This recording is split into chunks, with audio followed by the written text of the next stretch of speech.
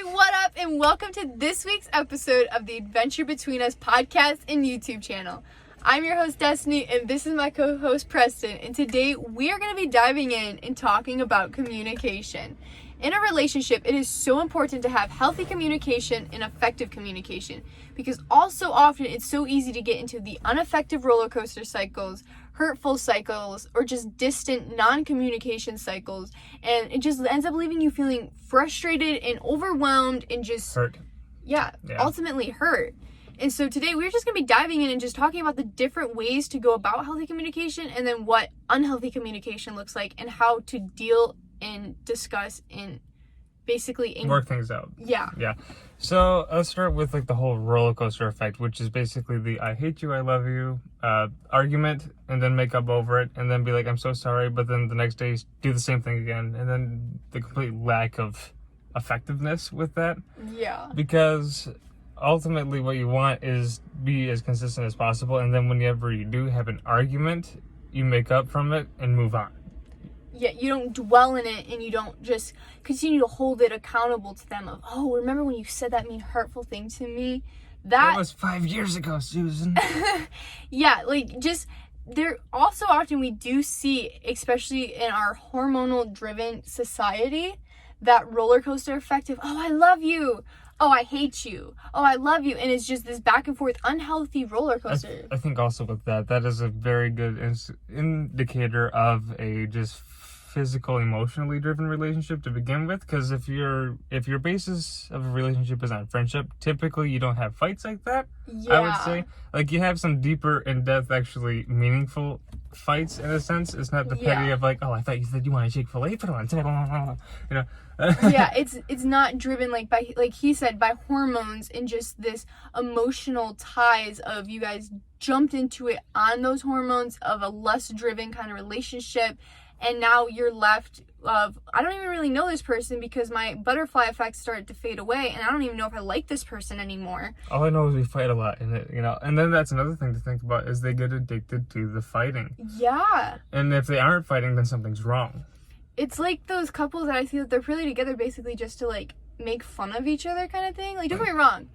Teasing each your other partner is fun in a healthy way. In a healthy manner. But if you're just constantly insulting them, there's a difference between making fun of and insulting them? Yeah, there's a difference with that. That is unhealthy. So that right there is something to really be concerned about and watching out of. You shouldn't let your emotions lead because what you feel is not the truth always. And that's also where it definitely comes into being careful about what you say. And when you get into an argument or a disagreement, you have to remember it's not you against each other. It's you against like the situation. The situation, you know? And like when you do get in a relationship, there's just going to be days that all of a sudden like your mood, it feels like you're just agitated for no apparent reason.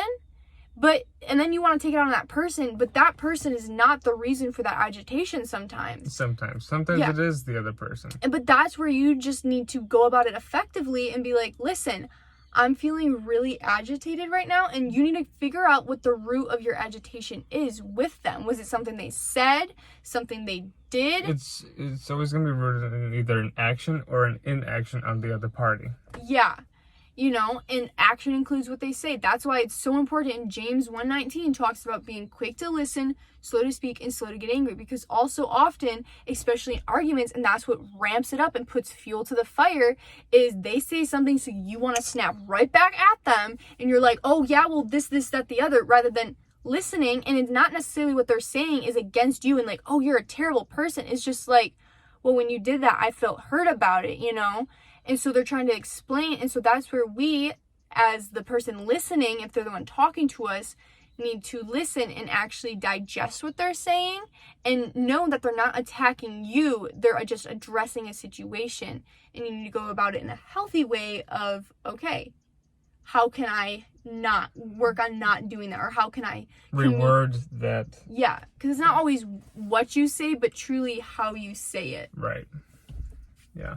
And then also it goes into also personality type and like love languages in the sense of like how they communicate love and communicate. Honestly, it goes back to that. And then like, okay, so for example, that we were talking about with If someone feels loved in the sense of gifts, and when they were growing up, that's how their family would always give them gifts, and they just expect that with this new relationship, yet in their family, it was a completely different thing.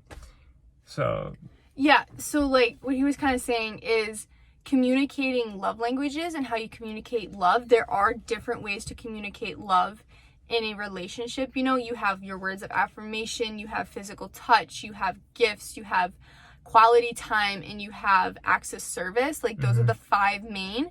So it's also really important as you grow deeper in a friendship. This is like not something that you should expect to know by like the first month or even like the first couple months of a like friendship and relationship. Like it's not something to be rushed and pushed. I'd say about a year.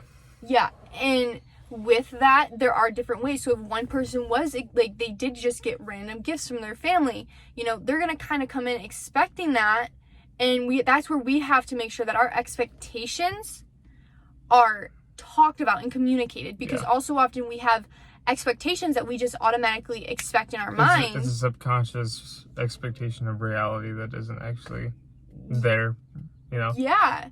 And then next thing you know, you're feeling hurt and unloved by them, and you're like, oh, well, you don't love me. It's not that they don't love you, they just aren't expressing it in a way that you expect it. Right. And that, without communication, definitely leads to arguments. hurt and arguments. Because I remember we had a trial like that a while back where I don't know, I was just getting very agitated. I was just like, well, I don't really feel loved right now, but you thought that you were loving me in the best way possible, of like words of affirmation and all that, but that wasn't necessarily what I expected to feel loved and whatnot, like in that way. And nobody can fulfill your love. That's not what we're saying. Like only God can be the source of your love. 2 flawed humans does not make a perfect relationship. That does not happen. No, relationships are flawed, but they are beautiful, you know. And that's where the communication comes in of, okay, how can I better show you and love this friendship? Okay, well, I really like acts of service, or I really like this. Like words of affirmation are great, and I do enjoy them, and I do need them to like in reassurance, but that's not the most way that I feel loved. Right. And it will be hard to have communicative talks at times, you know. Especially, okay, also I would recommend, if you're going to have those communicative talks, do it after you've cleared the smoke with the fight. Because if you've just come off of a heated debate or argument, then be like, okay, let's communicate. They're going to immediately snap back up like, oh, now you want to communicate? Yeah. And that's where it goes in, definitely checking of being quick to listen, slow to speak. Yeah. Because also often you want to start talking, and then somebody else, they say something and it just triggers them, and then you guys start fighting, and it creates that unhealthy cycle. Yeah. And it definitely puts fuel to the fire, unhealthy cycle kind of thing, and it becomes a roller coaster. But that's also where your actions come in of how am I communicating. Right. And look, every relationship's gonna fight. That's the realistic part, because we're human, you know? Yeah. If you don't fight, there might be an issue. Okay. Not saying fights are good, but a lot of things get resolved in those fights. And it's not necessarily a fight, it's just a conflict that needs to be resolved. Confrontation, that's another word for it, I suppose. That's Intention. It's an intentional thing to resolve an issue of conflict. And that's how you have to look at it. So having healthy communication is definitely having those talks and communicating, you know, not just going through and by life and stop getting to know the person, stop pouring into the person, you know, but it's constantly meeting up. Like we talk like once a week, once every other week, of just things that are really bothering us or things that we're struggling with. And this is like after we've talked to other people or we've resolved conflict or this or that, but we just keep that like healthy communication open of you can always talk about it. Like you don't have to walk on eggshells. You don't have to be afraid to bring something up that you're struggling. And I think that's another slight issue with some of our culture is people bring in things from past relationships or just their past in general. Yeah. You know, of like, I know in our communication sometimes we'll be talking or something and I'll be like expressing like deep fears of mine or just things that have been bothering me, and he just gets quiet because that's him processing it, because he's a natural processor, quiet, because he's an introvert in that way. But to me, like growing up, if my family was quieter that towards me, like after I said something or like we had like a slight debate, that meant that they were mad at me, and the silent treatment was basically their way of saying that they were ticked off with me. But that's not necessarily how he means it. He's just processing, and thinking it through of like, okay. And so that's something where you also need to learn to rewrite those things in your life of, well, one person's actions does not mean the same meaning as past reactions. Yes. And actions. Yeah. I can see that. So that's just really where healthy communication starts to kind of come in, and just really be talking about those things and making sure you're not on that roller coaster, and being careful with what you say, because even just saying the word I love you, like we overuse that word so much in our culture, like, oh, I love pizza and I love this and I love that. And back in like the Greek and whatnot, like there were different words for love. You had the friendship love, family love, you had brotherly love, and then you had romantic, and then also agape, which is God's love. But in our culture, in the English, we have basically one word, and oftentimes it's misused when it's not actually love. It's more lust or something else, or deeply like or enjoy. Yeah. And we're like, oh, I love pizza and I love this. Well, love is a very strong word, so is hate. Yeah. And it definitely needs to be careful of how you use that. Like, if you're in a relationship and, like, 1 month in, you're like, oh, I love you, Like, hey, if somebody's saying that to you only 1 month in of, like, knowing them, that should be a slight maybe red flag to look at. Yeah. And like, that's a very weighted word, and that's just not something to throw around and communicate, And that's where you have to truly work on building up the communication. You don't just rush in of like sharing everything, like you don't just share and communicate everything to that person as soon as you get to know them. Like it takes time to build those foundations. The trust, and that's a couple other things. So like with, let's say, an argument or communication, if there's something that you're struggling with, you can and probably should bring it up to other friends of the same gender. Yeah. Or mentors, in the sense of like, hey, I'm struggling with this. Should I bring this up? Yes or no? Yeah. Blah, blah, blah, blah, blah. That's something to bring up. And then I had another point, but it flew off with that pigeon. And like he was saying, like stuff like that, or even just things like in your past, or like things, like deeper things of life. You don't just communicate that to somebody like as soon as you meet them. Like, as you continue to grow the friendship, you continue to communicate deeper. Did you have a point? No, well, I was just remembered what it was. It was the fact that I waited to about like a year after we'd been good friends, and I said that when I finally told you I loved you, but it was in the context of, I love you as a friend, I'm always going to be here for you, period. And I made it very clear not to be a weirdo or make her uncomfortable, to be like, as a friend, Yeah.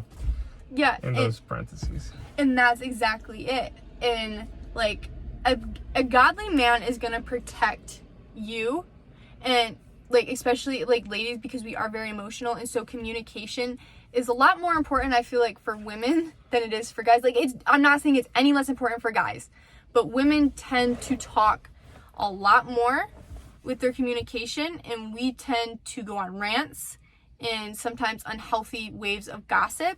And that's where you need to keep yourself in check to focus on what is pure and lovely, and not be gossiping or tearing down other people or belittling other people, especially since I do notice it a lot more in women than men, that they tend to have a habit of belittling people around them. That includes like their boyfriend or their husband or that, to make themselves feel better because they're hurt or they're insecure. And that is not healthy.